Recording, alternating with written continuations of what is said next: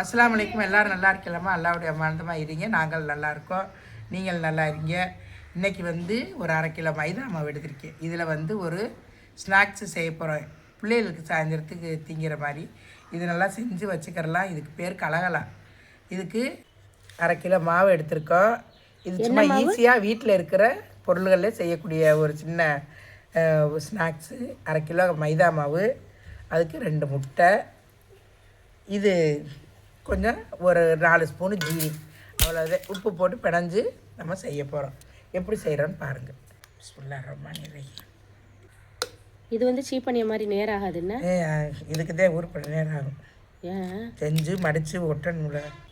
1/2 kilo மாவுக்கு 1 2 3 4 5, இந்த ஸ்பூனில் 5 ஸ்பூன் பத்தாது, இன்னும் கொஞ்சம் கூட போதும். 5 ஸ்பூன். இது வந்து லைட்டு இனிப்பாக தான் இருக்கணும், ரொம்ப சுள்ளுன்னா இனிக்கக்கூடாது. இது வெறுமனையே திங்கினா நல்லாயிருக்கும். இன்னும் கொஞ்சம் போடுங்கம்மா. கொஞ்சம் உப்பு வேணாம், போதும். கொஞ்சம் உப்பு, அவ்வளோதான். இந்த ஸ்நாக்ஸுக்கு இவ்வளோதான் ஜாமாங்க.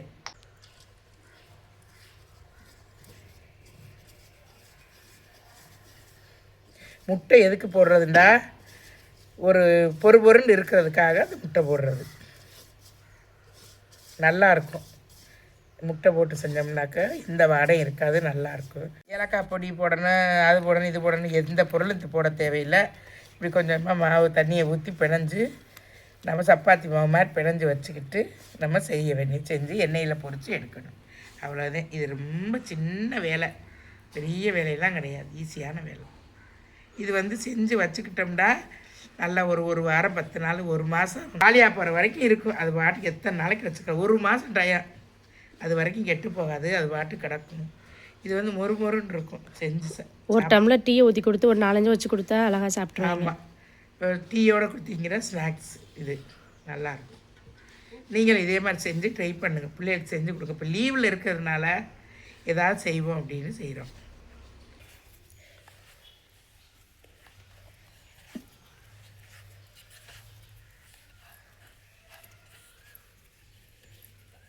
நல்லா பிணைஞ்சாச்சு மாவு. இந்த மாதிரி நல்லா பிணைஞ்சு வச்சுக்கோங்க. கொஞ்சோண்டு எண்ணெய் ஊற்றி வச்சுக்கிட்டு வைக்கணும். எண்ணெயெல்லாம் ஊற்றக்கூடாது, மாவு பொறுத்து பிணையணும். மாவை நல்லா பிணைஞ்சாது. இந்த மாவுக்கு தண்ணி ஊற்றி எண்ணெய் தொட்டு வைக்கக்கூடாது, சும்மா மாவே போட்டு இப்படி மூடி வச்சுருங்க. கொஞ்சம் நேரம் இருக்கட்டும். இப்படி ஒரு இலையை போட்டு மூடி வச்சுருங்க. இப்போ மாவை எடுத்து தேய்ச்சி நம்ம கலகலா செய்ய போகிறோம். இந்த இது செய்கிறதுக்கு வந்து எண்ணெய் போட்டுக்கிறக்கூடாதுமா, மாவு போட்டு தான் செய்யணும். இப்படி மாவை தூக்கிட்டு தேய்க்கணும், அப்போ தான் கையில் ஒட்டாமல் வரும். அதுக்காக இது இப்படி வச்சுக்கணும்.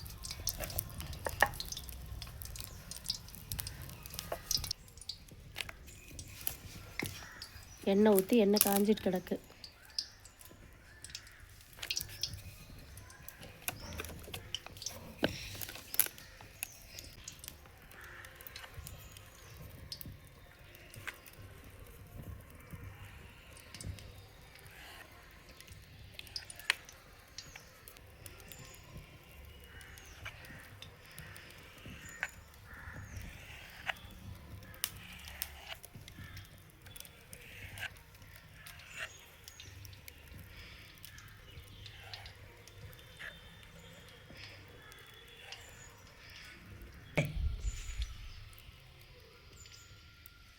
சதுரமாக நறுக்கணும். அந்த கல்லுன்னா நல்லா இப்படி